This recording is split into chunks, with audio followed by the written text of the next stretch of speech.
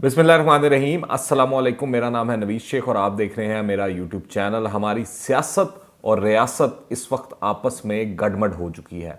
सियासत को इस तरह लग रहा है कि रियासत पर एतमाद नहीं रहा, जो अदलिया है उसका वक़ार आपके सामने है। गर्ज अगर बात की जाए तो हर तरफ बेचैनी दिखाई देती है, एक नाउम्मीदी की कैफियत तारी है और जो IMF के साथ ताज़ा ताज़ा मुआहदा हुआ है इसके बाद इस तरह दिखाई दे रहा है कि एक काली रात जो है वो मज़ीद जो है काली होती जाएगी।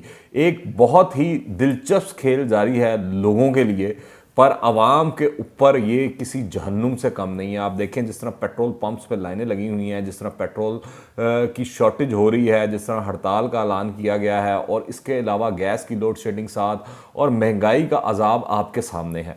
पर आज कुछ अहम चीज़ें हुई हैं, जिस तरह मरीम नवाज़ ने बड़े ही अहम पॉइंट्स उठाए। उन्होंने जो है प्रेस कॉन्फ्रेंस की और उन्होंने कहा कि साकिब निसार बताएं किसने मुझे और नवाज शरीफ को सज़ा देने पर मजबूर किया। और फिर इसके अलावा जो उनकी ऑडियो लीक्स हुई उसके बारे में भी उन्होंने कहा कि हाँ जी ये मेरी ही आवाज़ थी और मैंने ही कहा था और मैं उस वक्त जो PMLN का मीडिया सेल था वो चला रही थी और उसके मामलात वगैरह देख रही थी। तो ये चीज़ें काफ़ी गर्दिश में हैं। और उसके बाद फवाद चौधरी भी प्रेस कॉन्फ्रेंस करने आ जाते हैं, वो भी बताते हैं और वो इल्ज़ाम दर इल्ज़ाम की जो सियासत है वो चलती है। फिर इमरान खान भी बड़े दावे दुए करते हैं बुलंदो बांग किस्म के। आज उन्होंने जो है अपनी तकरीर के दौरान बड़ी बातें की और बताया कि किस तरह माफिया का राज है रहा है इस मुल्क के अंदर, और वो शायद अपना जो उनका राज है वो पता नहीं माफिया है कि नहीं है, इस बारे में उन्होंने नहीं बताया। अलबत्ता अभी तक की जो खबर सबसे अहम है वो ये है कि मरियम और नवाज़ और नवाज शरीफ से मुतल्लिक जो साकिब निसार की मुबीना ऑडियो की फ्रांसिक करने वाली कंपनी है उसको धमकियां मिलने का इंकशाफ होना शुरू हो चुका है। इस हवाले से एक ट्वीट भी उनकी जो गैरेट डिस्कवरी है कंपनी जिसने ये फ्रांसिक किया है, उन्होंने एक ट्वीट की है, today we received a call saying our lives are in danger and the same person said he is going to file in court against us for our work authenticating a file for fact focus. 1,000+ calls and chat requests on our site threatening our team to obtain a different result is unethical. तो ये आपके सामने सूरत हाल है, चीज़ें हैं। और आप देखें कि ये जो मामला है इसने आवाम को टीवी स्क्रीनों के साथ इस तरह चिपकाया हुआ है कि आप देखें नवाज शरीफ की नाअहली के मुकदमे से लेकर आज तक बहुत ज़्यादा सवाल उठाए जा रहे हैं। इन दोनों दिनों इन तमाम सवालात ने शिद्दत इख्तियार कर ली है, सोशल मीडिया हो मेन स्ट्रीम मीडिया हो, क्योंकि मतवातर 3 ऐसे वाक़यात हुए हैं। आप देखें पहला जो चीफ जस्टिस शमीम राना जो है उनका जो वो एफिडेविट जो भी वो बयान हल्फी है वो सामने आया। फिर आसमा जहांगीर कॉन्फ्रेंस में खुलकर मुल्क के नामवर लोगों ने इस बात का इजहार किया कि इंसाफ का जो पाकिस्तान के अंदर मेयार है और जो अदालतों का किरदार है वो क्या है, तो वो बड़ा सवालिया निशान है। जब से फिर साकिब निसार की जो ये ऑडियो क्लिप वायरल हुआ है इसने मुल्क को कौम को भी इस तरह लगता है तकसीम दर तकसीम कर दिया है। मीडिया का एक हिस्सा जो है वो इसके खिलाफ बात कर रहा है, एक इसके हक में बात कर रहा है।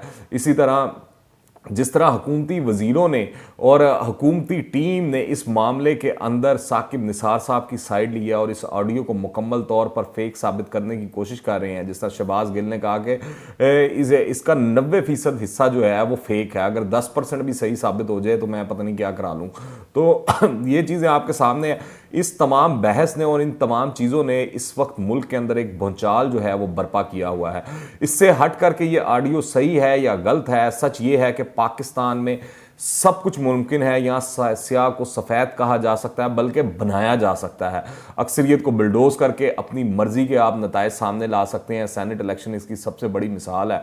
आप देख लें कि हुकूमत की अक्सरियत नहीं भी थी सेनेट के अंदर, फिर भी चेयरमैन सेनेट उनका अपना बन जाता है, डिप्टी चेयरमैन सेनेट भी बन जाता है। इस तरह दीगर मामला अभी जो रिसेंटली जो बिल पास हुए हैं वो भी आपके सामने सूरत हाल किस तरह हुए हैं।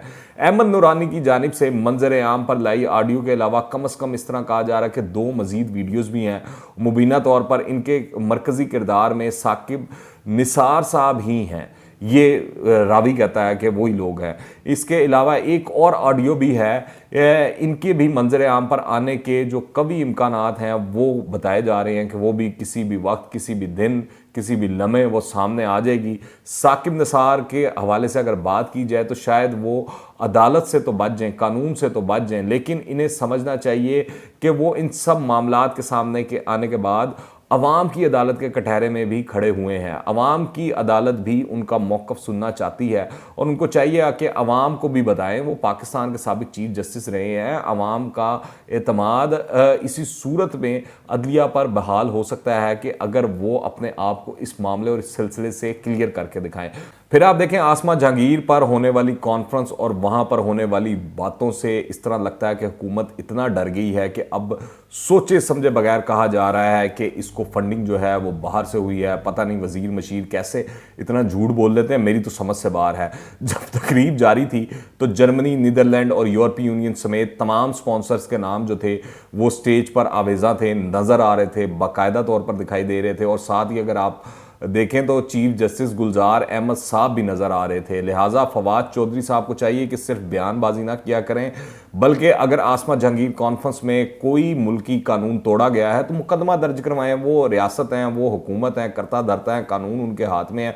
और अगर कोई गैर कानूनी काम हुआ है या मुल्क के खिलाफ काम हुआ है तो उसके ऊपर हाथ डाला जाए। इस तरह आकर बयानबाजी करने का क्या फ़ायदा?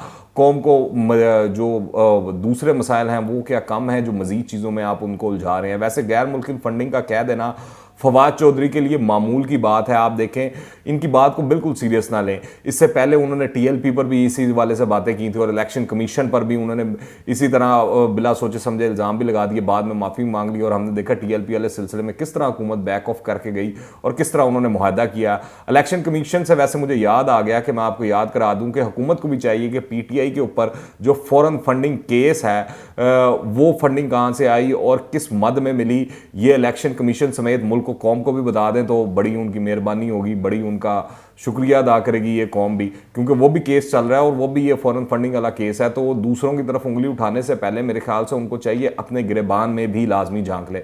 ये जो मांगे तांगे के वजीर रोज कोई ना कोई शुदनी छोड़ देते हैं, इसने पीटीआई समेत पूरे मुल्क का जो चेहरा है वो मस्ख करके रख दिया है। ये हर किसी को गद्दार होने के तमगे जो हैं वो बांटते फिर रहे हैं, हालांकि ये खुद सबसे बड़े लोटे हैं। इन्होंने इतनी पार्टियां बदल ली हैं, शायद इतने गरीबों ने कपड़े नहीं बदले होंगे। और रही बात फंडिंग की, तो पूरा मुल्क फंडिंग पर चल रहा है, आईएमएफ की फंडिंग के ऊपर चल रहा है। कौन सा महकमा जो फंडिंग के ऊपर नहीं चल रहा? मुल्क को कौम के टैक्सों के फंडिंग के ऊपर ये पल रहे हैं। तो ये बातें करते हैं कि वो जो है सेमिनार हुआ तो उसके ऊपर वो फंडिंग आई और फलाना आया। इसके ऊपर सुप्रीम कोर्ट बार एसोसिएशन ने भी बड़ा सख्त रद्द-ए-अमल दिया है। इस वक्त अदलिया के वकार के ऊपर आप देखें बहुत हमले हो रहे हैं। इन हमलों से निपटने के लिए अवाम का अदलिया पर एतमाद बहाल होना बहुत ज़रूरी है और ये वक्त की ज़रूरत है। आम आदमी का अदलिया पर एतमाद मेरे ख्याल से तब ही मजबूत होगा जब इसको फौरी इंसाफ मिलेगा। हाल ही में जो रिपोर्ट सामने आई हैं वो कोई खुशाइंद रिपोर्ट्स नहीं है कि जिसको आप कहें कि बड़ी हौसला अफजा किस्म की है। चीफ जस्टिस ऑफ पाकिस्तान को इन रिपोर्ट्स की रोशनी में हंगामी इकदाम करने चाहिए ताकि पाकिस्तान में इंसाफ की सूरत हाल जो है उसके अंदर बेहतरी आ सके। 20 लाख से ज़ायद ज़ेर इल्तवा मुकदमात की मौजूदगी में कानून की अदालत को अवाम की अदालत से कोई ख़ास हमायत मेरे ख्याल से नहीं मिल सकेगी। ये अवाम को बर वक्त और मुनसफाना फ़ैसलों से ही कायल किया जा सकता है, क्योंकि कौन है जो इस चीज़ से इनकार कर सके कि इस मुल्क में कमज़ोर और ताकतवर के लिए अलग अलग निज़ाम मौजूद है। आज वो देख लें, वो सरगोदा के बाहर जो वो बेचारी खातून की वीडियो वायरल हुई हुई है, वो तो मैं दिखा भी नहीं सकता, कितनी खौफनाक और अजियतनाक है। किस तरह सरकारी हॉस्पिटल्स वालों ने पता नहीं कहाँ सरगोदा के डीसीयूसी और उस्मान बुज़दार और यास्मीन राशिद गायब हैं, उनकी नज़र से ये चीज़ें नहीं गुजरी, उनको दिखाई नहीं दिया कि क्या हो रहा है। फिर इसी तरह वो कसूर के अंदर जिस तरह ख़वातीन के ऊपर थाने के अंदर ख़वातीन से तशद्दुद करवाया जा रहा था वो भी आपके सामने है। तो इस मुल्क में इंसाफ और कमज़ोर और ताकतवर के लिए अलग अलग है, इसमें कोई दूसरी दो राय नहीं है। आज की अदलिया क्या करती है इसका फैसला तो तारीख का मौरख करेगा, मगर माजी में अदलिया का जो किरदार रहा है वो ताबनाक नहीं है।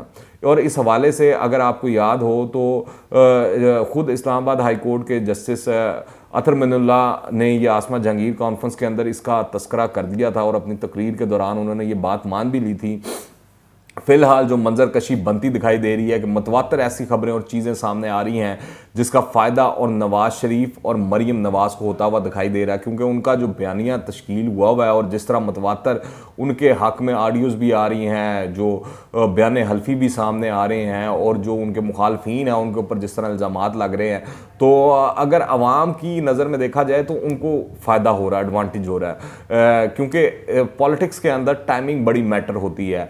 अब इस सब के पीछे कौन है मुझे इसका मालूम नहीं, मुझे बस ये मालूम है कि जो भी हो जाए अभी तक जो शरीफ हैं उन्होंने भी कोई खातर ख्वाह इस हवाले से अवाम के दुख के लिए, अवाम के दर्द के लिए कोई इकदाम नहीं किए। उन्होंने इस तरह अगर बात की जाए जो उनके करप्शन के इल्ज़ामात हैं वो सारी चीज़ें घुमाते फिराते तो हैं, पर उनके ऊपर जो इल्ज़ामात हैं उनकी कोई उन्होंने फ्री एंड फेयर और जो काबिल कदर किस्म के आप कहते हैं कि बयानात या चीज़ें या हक़ाइक़ या जो उनके ऊपर इल्ज़ामात हैं उनके जवाबात नहीं दिए।